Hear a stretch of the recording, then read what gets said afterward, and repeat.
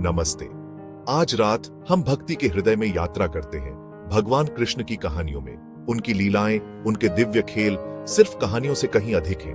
वो ऐसे सबक हैं जो समय के साथ फुसफुसाए गए हैं, विश्वास की सांसों पर सवार हैं। हर कहानी भक्ति के हार में पिरोया हुआ एक मोती उनके अस्तित्व की चमक को दर्शाता है।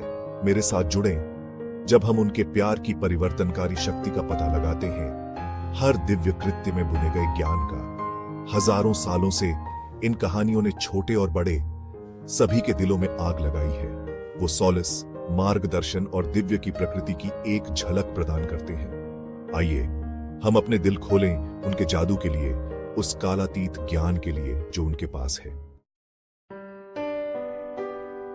दुर्योधन महत्वाकांक्षा से अंधा होकर कुरुक्षेत्र युद्ध में कृष्ण की सेना चाहता था।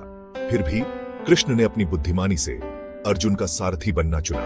दुर्योधन कृष्ण के महल में पहुंचा, आराम करने वाले भगवान के पास बैठ गया। उसका अहंकार स्पष्ट था। कृष्ण की पत्नी भानुमति ने यह देखा। भगवान, वह फुसफुसाई, दुर्योधन आपका अनादर करता है, वह आपकी उपस्थिति को अनदेखा करता है। कृष्ण धीरे से मुस्कुराए। भानुमति, वह केवल एक राजा देखता है, दिव्य को नहीं।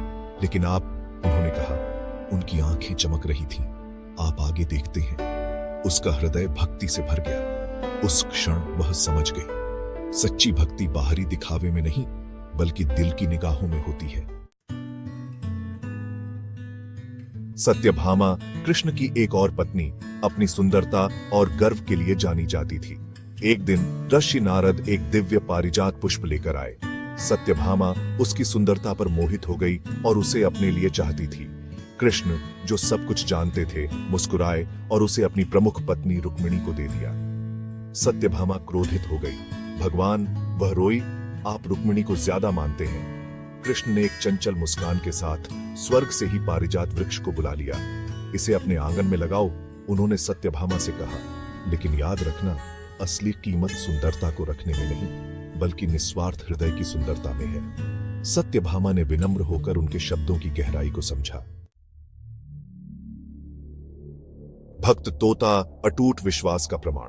एक बार एक भयंकर तूफान आया जिससे एक पेड़ उखड़ने का खतरा था जहां एक छोटा तोता रहता था। तोता कृष्ण का दृढ़ भक्त शाखा से चिपट गया और उनका नाम जपने लगा। एक गुजरते हुए ऋषि ने यह देखा और तोते के अटूट विश्वास पर आश्चर्य किया। छोटे, ऋषि ने पुकारा, अपनी जान जोखिम में क्यों डालते हो? सुरक्षित उड़ जाओ। तोते ने वापस चहचहाते हुए कहा, मेरा विश्वास ही मेरा आश्रय है। कृष्ण मेरी रक्षा करेंगे।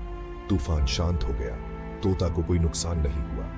ऋषि ने सच्ची भक्ति की शक्ति को महसूस किया। विपत्ति के समय भी कृष्ण में अटूट विश्वास सब कुछ जीत सकता है। प्यार से ठीक हुआ सिरदर्द, गोपियों की निस्वार्थ भक्ति। एक दोपहर कृष्ण ने सिरदर्द की शिकायत की। गोपियां, उनके समर्पित अनुयायी, व्याकुल थीं। एक ने चंदन का लेप लगाने का सुझाव दिया तो दूसरे ने ठंडी पट्टी का। तभी एक युवा गोपी आगे आई। मेरे भगवान, उसने कहा, मुझे आपके सिर को अपने पैरों से दबाने दो। वृंदावन की धूल आपके दिव्य चरणों से छूकर निश्चित रूप से आपके दर्द को शांत करेगी। बाकी गोपियां हांफने लगी, लेकिन कृष्ण उसके शुद्ध निस्वार्थ प्रेम से प्रभावित होकर मुस्कुराए और अपना सिर उसके पैर पर रख दिया। सिर दर्द गायब हो गया। गोपियों ने सीखा कि सच्ची भक्ति भव्य इशारों में नहीं बल्कि प्यार के सबसे छोटे कामों में होती है जो शुद्ध हृदय से अर्पित किए जाते हैं। निष्कर्ष, कालातीत सबक, शाश्वत प्रेम, कृष्ण की शिक्षाओं को अपनाना। ये कहानियां मेरे दोस्तों सिर्फ कहानियों से कहीं अधिक हैं। वो प्रकाश स्तंभ हैं जो हमें भक्ति के प्रकाश, निस्वार्थ प्रेम, विनम्रता और अटूट विश्वास की ओर मार्गदर्शन करते हैं। कृष्ण अपनी लीलाओं के माध्यम से हमें सतही से परे देखना, अपने भीतर और अपने आसपास दिव्य की तलाश करना सिखाते हैं। आइए इन पाठों को अपने दिल में रखें। आइए हम दुनिया को भक्ति के लेंस के माध्यम से देखने का प्रयास करें। प्रेम, विनम्रता और अटूट विश्वास के साथ जीने का, ठीक वैसे ही जैसे इन कालातीत कहानियों के पात्र करते हैं। क्योंकि ऐसा करने से हम दिव्य के करीब, कृष्ण के प्रेम के शाश्वत जादू के करीब आते हैं।